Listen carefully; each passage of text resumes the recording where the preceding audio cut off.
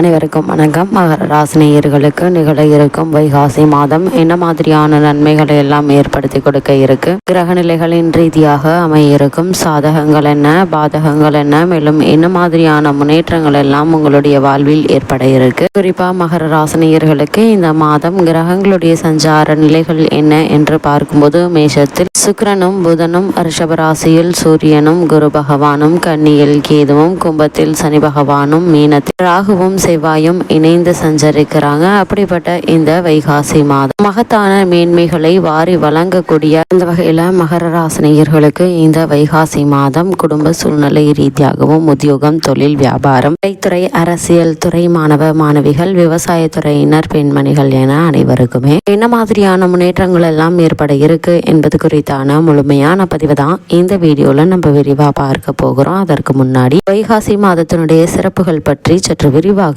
தெரிந்து கொள்வோம். பலம் தரும் வைகாசி மாதம். இந்த வைகாசி மாதத்தை மாதவ மாதம் என்றும் வைகாசம் என்றும் போற்றுவார்கள். வைகாசி முதல் தேதியில் கங்கை நதியில் நீராடினால் 7 ஜென்மங்களில் செய்த பாவங்கள் நீங்கும் என்று சாஸ்திரம் கூறுகிறது. இந்த மாதத்தில் புனித நதியில் நீராடி மகாவிஷ்ணுவை துளசி இலைகளால் பூஜை செய்தால் நற்பேறுகள் பல பெறலாம் என்று விஷ்ணு புராணம் கூறுகிறது. சித்திரை முடிந்து வைகாசி மாதம் ஆரம்பிக்கும் பொழுது வணங்க வேண்டிய தெய்வமாக குலதெய்வம் உள்ளது. குலதெய்வத்தை வேண்டிக் கொண்டு கும்பத்தை வீட்டில் வைத்தால் குடும்பத்தில் நிம்மதி பிறக்கும் என்பது நம்பிக்கை. வைகாசி மாதத்தில் பல அவதாரங்கள் நிகழ்ந்ததாக புராணங்கள் கூறுகின்றன. அவற்றில் முதலாவதாக வைகாசி பௌர்ணமி அன்று சிவபெருமானின் நெற்றியிலிருந்து வெளிப்பட்ட தீப்பொறியானது 6 குழந்தைகளாக சரவண பொய்கையில் தோன்றியது.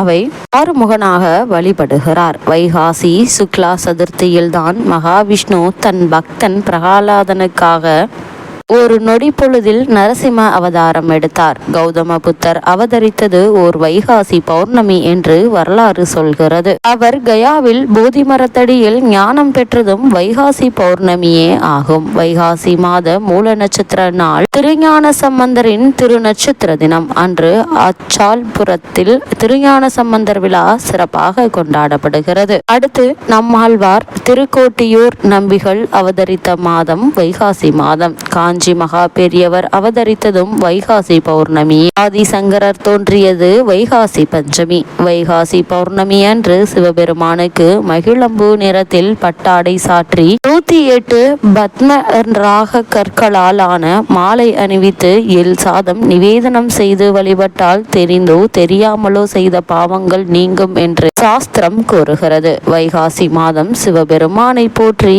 கடைபிடிக்கப்படும் விரதம் ரிஷப விரதமாகும். வைகாசி விசாகத்தில் யமதர்மராஜன் அவதரித்ததாக புராணம் கூறுகிறது. ஆகையால் யமதர்மராஜன் எழுந்தருளியுள்ள ஸ்ரீ வாஞ்சியம் மற்றும் திருச்சி மண்ணச்சநல்லூர் அருகேயுள்ள திருப்பஞ்சேலி திருத்தலத்தில் சிறப்பு வழிபாடுகள் நடைபெறும். தமிழ் கடவுள் முருகன் வைகாசி மாதம் விசாக நட்சத்திரத்தில் பிறந்தார். வைகாசி மாதத்தில் 63 நாயன்மார்களில் திருஞான சம்பந்தர், கலர்ச்சிங்கர், சோமாசிமாறன், நமிநந்தியடிகள், திருநீலநங்கர், முருகநாயனர், திருநீலகண்ட யாழ்ப்பாணர் ஆகியோர் பிறந்துள்ளனர். சிவபெருமான் பார்வதி திருமணமும் முருகப்பெருமான் தெய்வானை திருமணமும் நடைபெற்ற மாதம் வைகாசியாகும். இந்த தினம் புண்ணிய தினமாகும். அப்படிப்பட்ட இந்த வைகாசி மாத வழிபாட்டின் பயன்கள் என்ன என்று பார்க்கும்போது, இந்த வைகாசி மாதத்தில் வழிபாடுகள் மேற்கொள்ள ஆயுள், செல்வம், புத்திரப்பேறு ஆகியவை கிடைக்கும். குடும்பத்தில் அமைதியும் செல்வமும் செழிக்கும் என்பது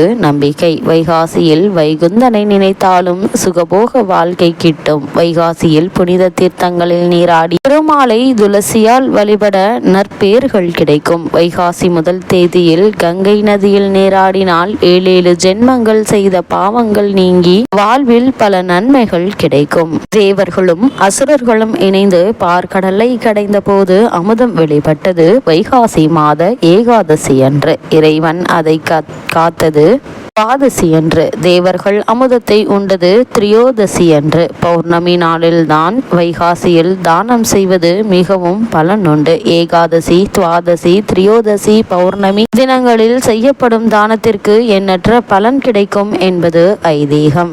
அது மட்டுமில்லாமல் ஆண்டு முழுவதும் சந்தன காப்பில் மறைந்திருக்கும் அகோபிளம் நரசிங்கமூர்த்தி வைகாசி விசாகத்தில் தான் சந்தன காப்பை கலைத்து விக்கிரக உருவத்தில் காட்சி தருவார். அதன் பின் அடுத்த வைகாசி விசாகத்தில் தான் நரசிங்கமூர்த்தியை முழுமையாக மீண்டும் தரிசிக்க முடியும். இந்த மாதத்தில் அக்னி நட்சத்திரம் முடிந்து திருமணம், வீடு கிரக பிரவேசம் உள்ளிட்ட பல நல்ல காரியங்களை செய்யலாம். திருமணம் செய்ய, சீமந்தம் செய்ய, காது குத்த நல்ல நாட்கள் நிறைந்த நாள் இந்த வைகாசி மாதம். வருடத்தை 6 காலங்களாக வகுத்த நம் முன்னோர்கள் சித்திரை, வைகாசி 2 மாதங்களையும் இளவேனில் காலமாக பிரித்தனர். வைகாசி என்பதை விகாசம் என்றும் கூறுவதுண்டு. விகாசம் என்றால் மலர்ச்சி என்றும் பொருள். வைகாசியே வடமொழியில் வைசாகம். வைணவர்கள் இம்மாதத்தை மாதவ மாதம் என்றழைக்கிறார்கள். வைகாசி விசாகம் நாளில் முருகனை வழிபடுவதால் நம் பகைகள் யாவும் தொலைந்துவிடும் என்பர். இந்நாளில் முருகப்பெருமானுடைய அறுபடை வீடுகளிலும் மற்றும் முருகன் தலங்களிலும் விசேஷமான பூஜைகளும் கோலாகலமான விழாவும் நடைபெறுகின்றன. இந்நாளில் தானமும் தர்மமும் செய்தால் மிகவும் நல்லது என்பது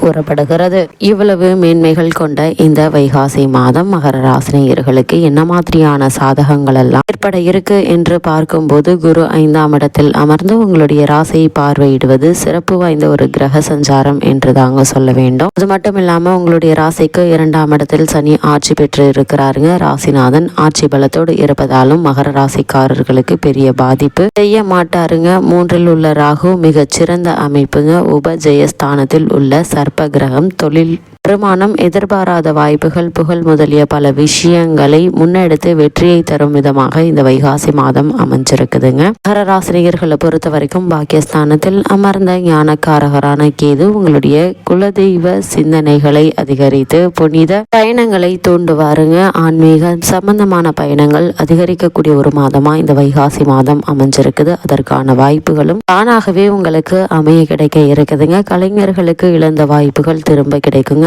அதன் காரணமாக வருமானம் அதிகரிக்க இருக்கு. இதனால் உங்களுடைய பழைய கடன்களை அடைத்து நிம்மதி பெறக்கூடிய ஒரு தருணமா இந்த வைகாசி மாதம் அமைஞ்சிருக்குதுங்க. அரசாங்க காரியங்கள்ல உள்ள தடங்கல்கள் நீங்கி நல்ல ஒரு முன்னேற்றம் ஏற்பட இருக்குதுங்க. இருந்தாலும் என்ன மாதிரியான விஷயங்களை நீங்கள் கவனமாக இருக்க வேண்டும் என்று பார்க்கும்போது, வாக்குஸ்தானம் சனி என்று இருப்பதால் பேசுகின்ற வார்த்தைகளிலும் நினைக்கின்ற எண்ணங்களிலும் தூய்மை தேவைங்க. தேவையில்லாத வார்த்தைகளை கொடுத்து மாட்டிக்கொள்ள வேண்டாங்க. கண்களை கவனித்துக் கொள்ளுங்க. சகோதர உறவுகளில் உள்ள கருத்து வேறுபாடுகளை அதிகப்படுத்தி கொள்ள வேண்டாங்க. விட்டு கொடுத்து அனுசரித்து நடந்து கொள்வது மிகவும் நல்லது. சிறு உடல் உபாதை என்றாலும் கூட உடனே மருத்துவரிடம் அணுகி அதற்கான சிகிச்சை எடுத்துக்கொள்வது எதிர்காலத்தில் தேவையில்லாத வீண் விரைய செலவுகள் ஏற்படுவதை தடுக்க உதவும் என்பதை கிரக நிலைகள் உங்களுக்கு அறிவுறுத்துதுங்க. மகர ராசினியர்களுக்கு கிரக நிலைகளின் ரீதியாக கூறப்படும் பரிகாரம் என்ன என்று பார்க்கும்போது, கணபதியை வணங்க, கவலைகள் அகலுங்க. சனிக்கிழமை அருகிலுள்ள ஆஞ்சநேயர் கோவிலுக்கு சென்று அர்ச்சனை செய்து வாருங்கள். எண்ணற்ற நன்மைகள் உங்களுடைய வாழ்வில் ஏற்படும்.